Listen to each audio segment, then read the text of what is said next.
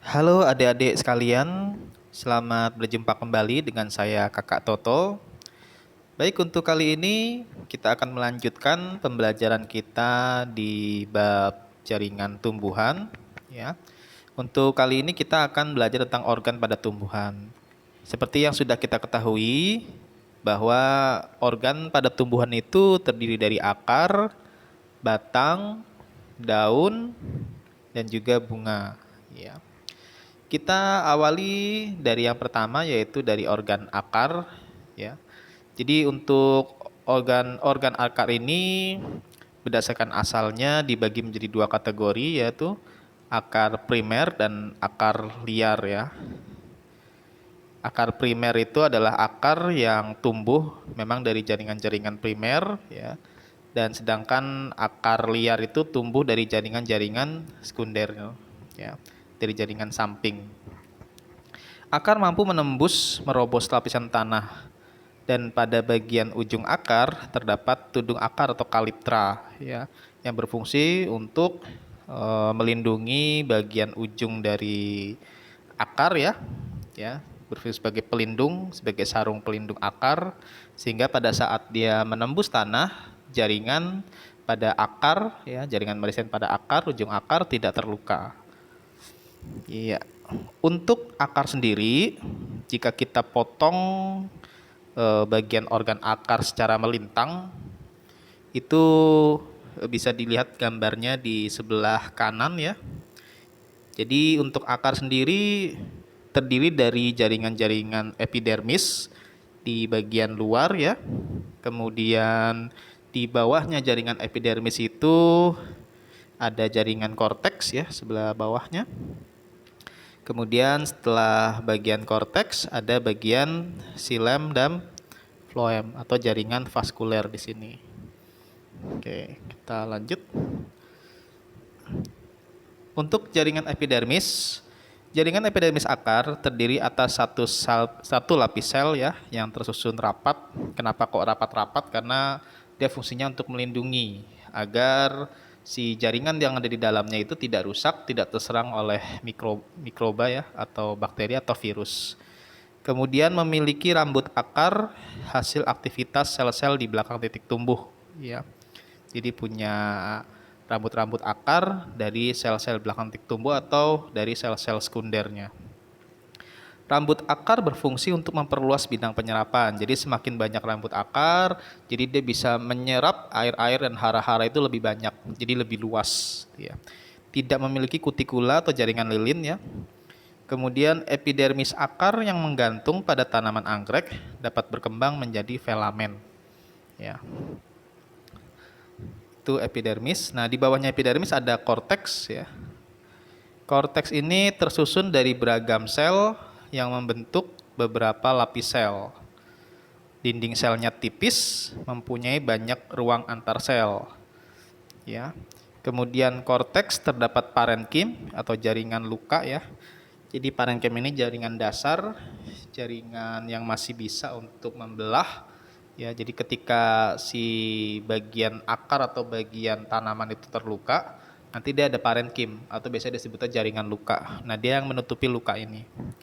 Kemudian ada kolenkim, ya. Ini jaringan penyokong yang berfungsi untuk menyokong bagian yang masih muda, dan sklerenkim untuk menyokong bagian yang sudah tua. Di bawahnya korteks ada endodermis atau di sebelah dalam, ya. Berdasarkan namanya endo itu di dalam, berarti dia punya letaknya itu di sebelah dalam korteks. Dinding sel endodermis mengalami penebalan gabus, ya. Satu sel endodermis dengan penebalan sel gabus. Air masuk melalui sel endodermis yang dindingnya tidak menebal. Jadi di samping ada dinding yang tebal, dia juga ada dinding yang tidak tebal, yang tipis. Itu sebagai tempat airnya masuk, ya. Kemudian lapisan endodermis merupakan pemisah yang jelas antara korteks dan stel. Jadi dari epidermis, kemudian korteks, kemudian ada endodermis. Nah, di tengah-tengahnya itu ada stel, ya, atau bagian silinder pusat dari suatu jaringan.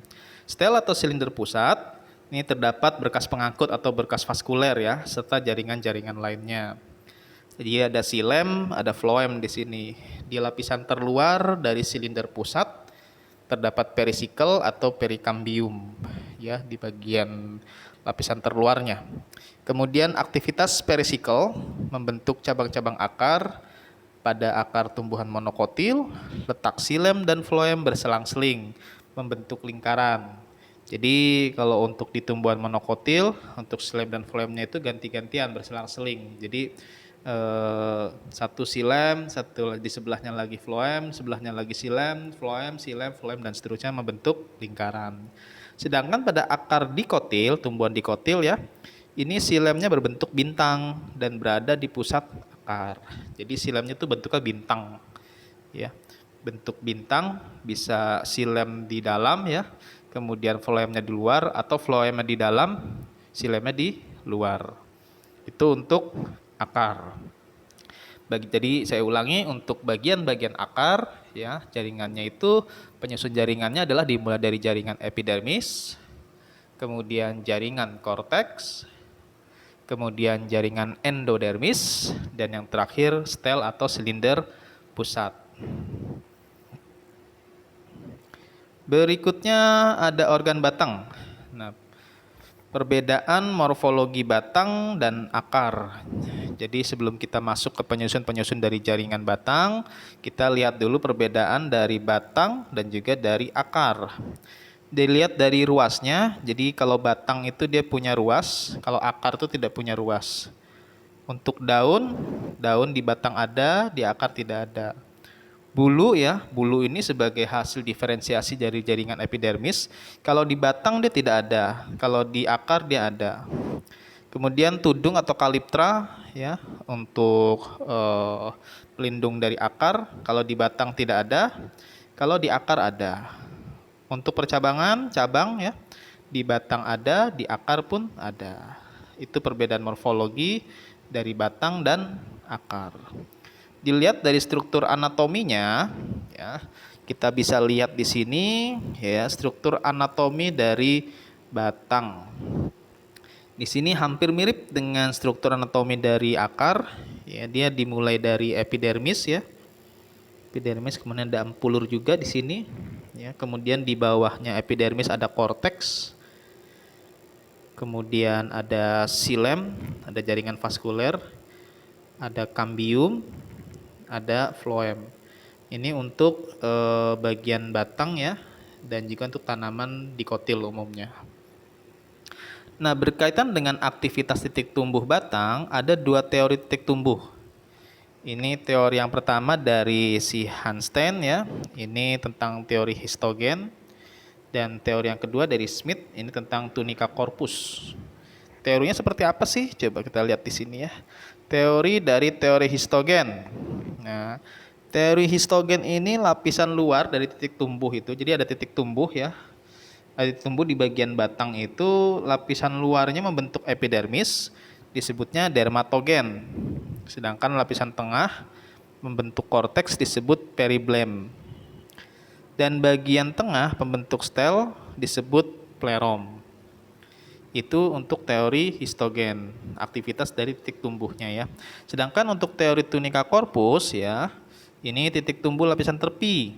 Ini terdiri dari sel-sel yang aktif membelah sehingga memperluas titik tumbuh, disebut tunika. Jadi dia dari lapisan tepinya ya, terdiri dari sel-sel yang aktif membelah ya, sel-sel meristem, sehingga memperluas titik tumbuh. Kemudian bagian dalam terdiri dari sel-sel yang membelah ke segala arah dan berdiferensiasi. Disebutnya korpus, terletak di sebelah dalam tunika. Ya. Jadi kalau dia lebih langsung ya, langsung tumbuh menjadi pembelahan-pembelahan dari sel itu sendiri.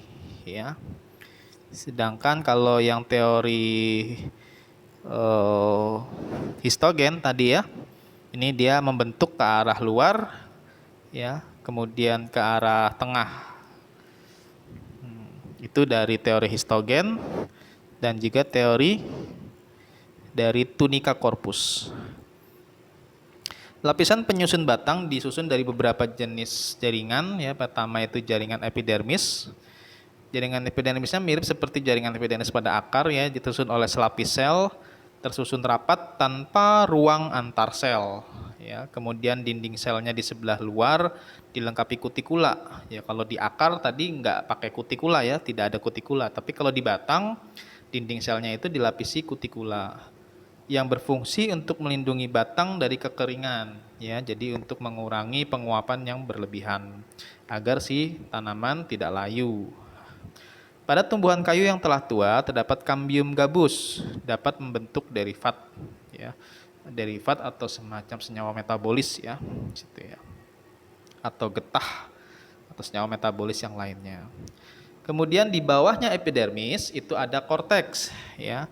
Sini juga mirip seperti akar. Korteks batang tersusun oleh sel-sel yang berdinding tipis. Letaknya tidak teratur sehingga terbentuk ruang antar sel. Tersusun atas kolenkim dan sklerenkim yang berfungsi menyokong dan memperkuat tubuh. Nah, korteks di sini dia mengandung amilum ya. Mengandung karbohidrat saripati ya. Kemudian di bawahnya dari korteks ada stel, ada silinder pusat. Silinder pusat terletaknya di sebelah dalam batangnya, di pusat-pusat. Lapisan luarnya disebutnya perisikel.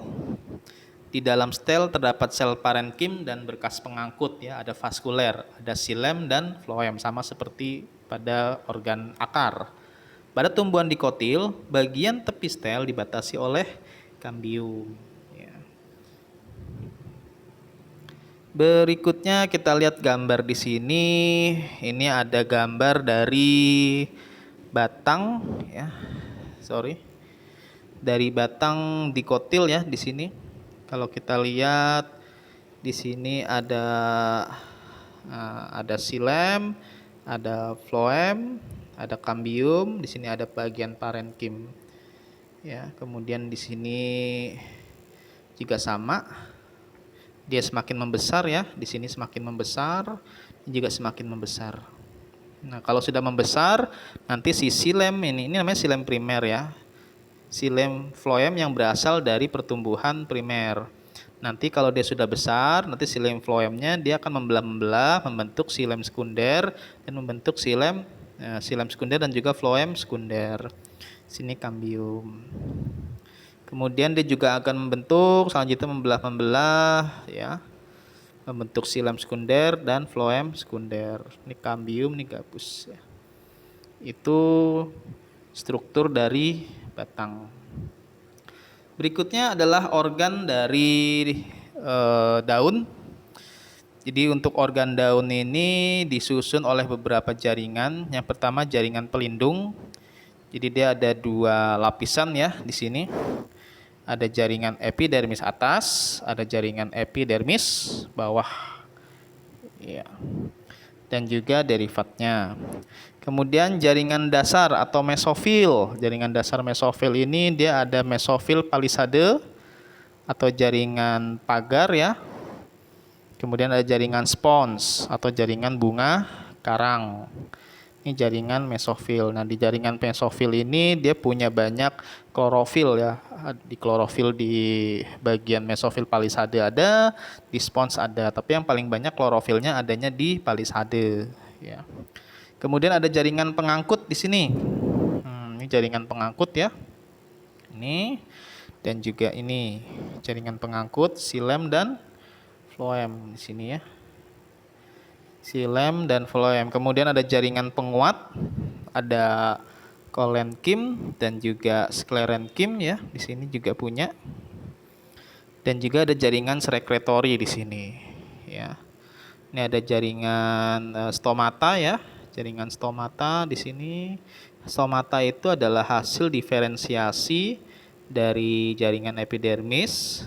Kalau kita lihat di sini, stomata itu dia punya dua sel penjaga ya, 1, 2, dan di tengah-tengahnya ada lubang untuk pertukaran gas di situ ya. Jadi itu adalah struktur jaringan dari daun. Struktur anatomi daun. Epidermis daun. Terdapat di bagian atas, permukaan atas maupun di bagian bawah. Terdiri dari satu lapis sel yang dinding selnya mengalami penebalan dari kitin atau kutikula ya, atau lignin. Jadi seperti lilin di situ. Fungsinya juga untuk selain melindungi juga untuk mengurangi penguapan atau pengeringan. Terdapat celah yang diapit oleh dua sel penutup. Celah ini disebut stomata. Jadi stomata itu ada di epidermis atas ada di epidermis bawah juga ada.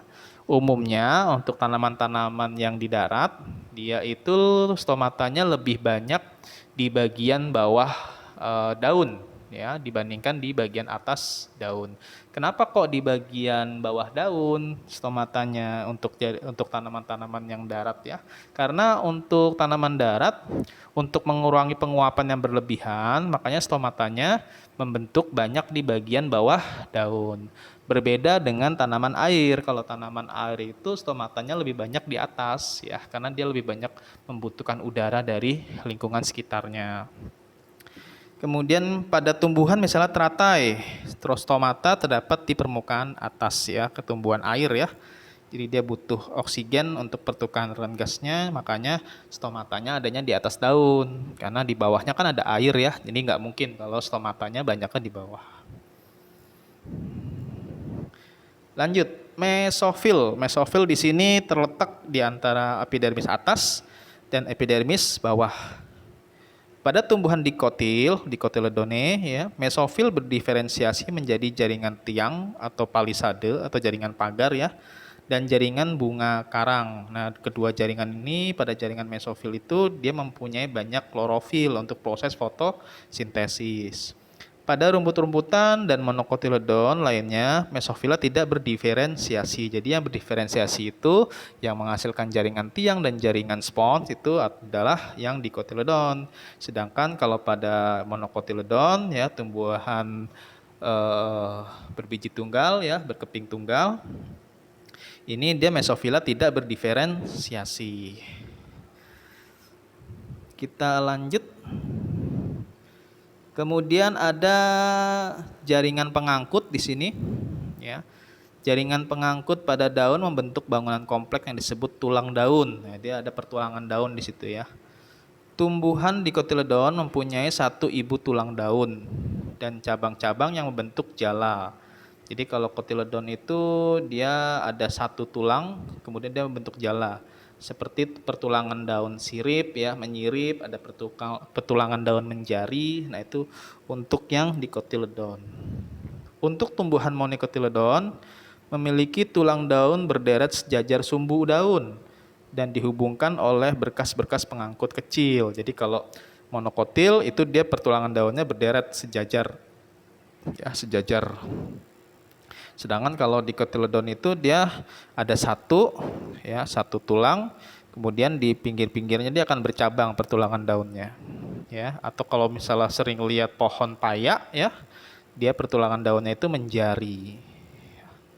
Iya, sedangkan kalau tumbuhan rumput dia pertulangan daunnya sejajar, atau tanaman tebu, tanaman bambu ya, dia sejajar. Berfungsi untuk mengangkut air serta zat hara dari tanah dan hasil fotosintesis dari daun ke bagian tubuh yang lain. Itu fungsi jaringan pengangkut ya, ada xilem dan juga floem. Berikutnya ada organ bunga. Struktur bunga sempurna terdiri atas dasar bunga ya, reseptakel ya. Ini struktur dari bunga. Kemudian ada perhiasan bunga, di sini ada periantium meliputi kelopak, ini kelopak bunga ya. Dan juga mahkota. Ya, ada corolla, mahkota dan juga kelopak atau calyx ya. Kemudian ada benang sari di sini ya, atau stamen, ada juga putik di sini. Pistilum. Ini kalau kita lihat secara keseluruhan dari bunga ya. Jadi di sini bunga, ada mahkotanya ya. Ada kelopak bunga, ada benang sari di sini, anter ya, ada filamen tangkai sari. Kemudian ada ovarium. Ovarium itu tempat dibentuknya ovum ya. Jadi dalam satu tanaman atau satu bunga yang lengkap atau yang sempurna, dalam satu bunga itu dia punya putik dan juga punya benang sari. Ini tanaman yang lengkap ya, atau sempurna. Berbagai tipe bunga. Nah, di sini sorry. Ada berbagai tipe bunga, yaitu tipe bunga lengkap. Disebut bunga lengkap kalau dia punya kelopak, punya mahkota, punya benang sari dan juga punya putik. Jadi semua bagian-bagian bunga ada, disebutnya bunga lengkap.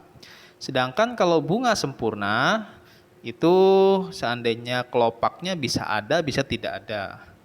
Mahkotanya bisa ada, bisa tidak ada. Benang sarinya ada, putiknya ada. Itu disebutnya bunga sempurna. Jadi seandainya kelopaknya nggak punya, mahkota nggak punya, tapi dia punya benang sari dan juga punya putik, berarti dia bunga sempurna ya. Bunga jantan itu dia kelopak ada, mahkota ada ya. Kemudian benang sari ada, tapi putik kan nggak punya. Putik ini kan untuk sel kelamin betina ya. Jadi dia nggak punya. Kenapa kok disebut bunga jantan? Karena dia hanya punya benang sari. Sedangkan yang disebut bunga betina, ya, bunga betina ini adalah bunga betina yang kelopaknya punya, mahkotanya ada, benang sarinya tidak punya, dan juga putiknya ada. Kemudian satu lagi ada bunga ini namanya bunga banci ya istilahnya ya, namanya bunga banci. Bunga banci ini dia kelopaknya ada, tidak ada, mahkota tidak ada, tapi benang sari dan putik itu ada. Jadi hampir mirip ya, bunga sempurna sama bunga banci ini dia hampir mirip. Ya, jadi dia benang sari punya, putik juga bunga. Ya, itu beberapa tipe-tipe bunga. Kemudian dari tanaman ya atau jaringan tumbuhan itu ada yang dikenal dengan sifat namanya sifat totipotensi. Toti itu dari kata total ya. Totipotensi, potensi yang total. Jadi sifat totipotensi pada jaringan tanaman dimanfaatkan untuk memperoleh anakan seragam dalam jumlah banyak dan cepat. Jadi sifat totipotensi ini adalah sifat jaringan suatu tanaman ya dapat tumbuh menjadi semua bagian-bagian organ tubuh tanaman secara lengkap. Ya, sekali lagi, sifat totipotensi adalah sifat ya potensi dari tumbuhan atau jaringan yang mampu untuk menjadi suatu tumbuhan individu baru yang lengkap. Ya. Jadi mampu untuk membentuk organ-organ tumbuhan yang lengkap. Misalnya, kita ambil jaringan meristem dari akar. Jaringan meristem akarnya nanti kita ambil ya, kemudian kita tumbuhkan secara laboratorium, secara in vitro. Kemudian di situ dia akan bisa tumbuh menjadi organ akar, dia bisa tumbuh menjadi organ batang, dan bisa tumbuh menjadi organ daun. Itu namanya totipotensi. Satu jaringan tapi punya kemampuan untuk membentuk seluruh organ-organ tanaman. Floem akar tanaman wortel, contohnya ya, dipotong kecil-kecil, masing-masing 2 mg. Ditumbuhkan pada media bernutrien ya. Kemudian sel-selnya membelah terbentuk kalus atau jaringan yang belum terdiferensiasi. Nah, kalus ini adalah hasil perkembangan, hasil pembelahan dari jaringan parenkim atau sel-sel parenkim ya. Nanti si kalus ini dipisahkan dalam media nutrisi. Kemudian kalus membelah diri membentuk embrio ya, kemudian membentuk organ-organ tanaman, akar, batang, daun, sehingga terbentuklah tanaman baru. Nah, ini semua disebutnya dengan teknik kultur jaringan tanaman. Kultur jaringan tanaman dia punya tujuan untuk memperoleh ya anakan atau budidaya tanaman yang punya sifat seragam ya dan jumlahnya banyak dan sangat cepat. Ya. Jadi kalau misalnya kita punya pohon mangga, kita gunakan perbanyakannya dengan menggunakan kultur jaringan tanaman. Nah, diharapkan dari induknya yang punya buah manis, pohonnya besar, ya, kuat, kokoh, buahnya besar-besar, manis-manis. Nah, itu nanti kalau dibudidayakan di diperbanyak ya, itu nanti anak-anakannya juga punya seragam, punya sifat yang seragam, punya buah yang manis, yang besar-besar, pohonnya kuat ya. Dan dalam jumlah yang sangat besar dan juga cepat. Ya, ini mungkin kalau kita bandingkan dengan perbanyakan dengan sistem stek ya, atau dengan potong batang kemudian ditanamkan ya. Kalau misalnya kita punya 1 meter batang pohon singkong, kita potong-potong menjadi 1 meter, kita potong jadi 5 ya. Kemudian kita tancapkan di tanah pohon singkong itu, maka hanya dihasilkan 5 anakan pohon singkong. Tapi kalau dengan metode kultur jaringan tanaman, kita bisa ambil hanya 1 cm atau sampai 2 cm jaringannya. Kemudian kita bisa tumbuhkan secara in vitro, ya, dipotong kecil-kecil, ditumbuhkan pada media bernutrien sehingga membentuk tanaman-tanaman baru yang punya jumlah yang sangat banyak, bisa ratusan, ya, dan juga bisa sangat cepat, ya. Beda kalau misalnya kita membudidayakan dengan biji. Kalau biji itu kita perbanyak juga sistemnya lama. Ya, dia lama untuk bisa tumbuh, lama untuk bisa berbuah. Tapi kalau dengan kultur jaringan tanaman itu jumlahnya banyak dan juga bisa cepat menghasilkan buah, ya, cepat menjadi tumbuhan baru. Itu sifat dari totipotensi. Kemudian penggunaan teknik kultur adalah punya keuntungan beberapa macam, yaitu yang pertama bebas menentukan bagian tumbuhan yang akan dikultur. Jadi bagian tumbuhan mana yang kira-kira akan dikultur? Apakah bagian akarnya, apakah bagian batangnya, apakah bagian daunnya, bebas. Hanya ukurannya 1-2 cm, kecil sekali ya. Jadi sangat memungkinkan untuk diambil jaringannya, atau kita biasanya sebutnya explant dalam teknik kultur jaringan. Jadi si explant ini adalah sebuah jaringan yang kita ambil dari tumbuhan yang nanti akan ditumbuhkan dalam kondisi in vitro atau dalam skala laboratorium dengan media-media bernutrisi ya. Kemudian waktu yang dibutuhkan relatif singkat ya. Jadi untuk menumbuhkan dari jaringan sampai menjadi individu baru itu kurang lebih sebulan dia sudah bisa menjadi anakan. Ya, sudah menjadi individu baru, kemudian bisa dipindahkan ya. Tidak membutuhkan ruang yang luas, jadi hanya membutuhkan ruang sekitar 2-3 meter ya. Ukuran 3x3 atau 3x4 meter. Satu ruangan itu sudah bisa untuk membuat atau memperbanyak tanaman. Ya. Coba kalau kita bandingkan untuk memperbanyak misalnya pohon mangga, kita butuh luas area yang lebih luas ya, bisa 100 meter untuk bisa memperbanyak tanaman singkong atau tanaman mangga. Cepat menghasilkan sejumlah tanaman baru dari satu jenis tanaman. Ya, tadi seperti yang tadi sudah saya jelaskan, untuk membuat anakan yang banyak, ya, dia lebih cepat ya dengan satu jenis tanaman. Misalnya tanaman mangga sebagai indukannya, kemudian kita bisa ambil jaringannya. Jadi dengan jumlah yang sangat banyak dan juga bisa cepat ya. Itu keuntungan dari penggunaan teknik kultur jaringan tanaman ya. Jadi kita bisa membudidayakan, membuat anakan-anakan tanaman itu bisa dengan menggunakan jaringannya saja ya, lebih mudah, lebih cepat ya, dan dengan jumlah yang banyak dan sifatnya seragam dengan induknya.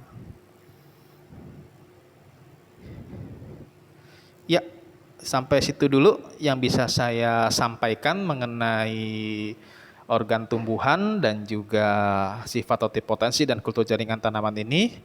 Semoga bermanfaat dan sampai ketemu lagi di video berikutnya.